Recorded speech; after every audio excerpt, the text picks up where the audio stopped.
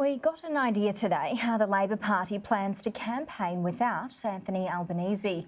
Two shadow ministers stepped in to fill the breach, visiting an ultra-marginal seat in Western Sydney. As senior political reporter Jonathan Lee reports, the party is now rolling out a COVID plan it says has been months in the making. Labor's Plan B. All right, well, the boss has got the bug, so you got me.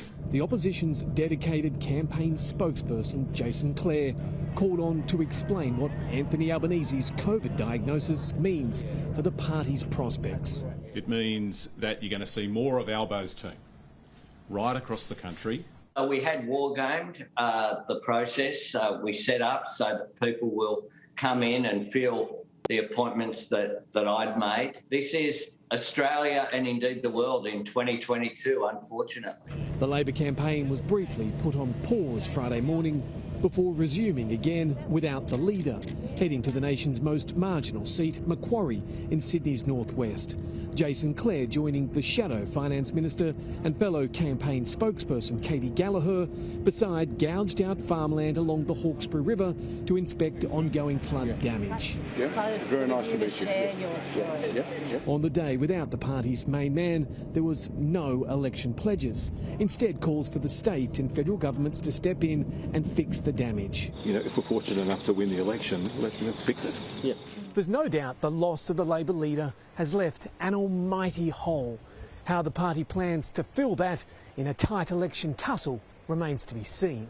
Scott Morrison wished his opponent well, but made clear there would be no temporary truce.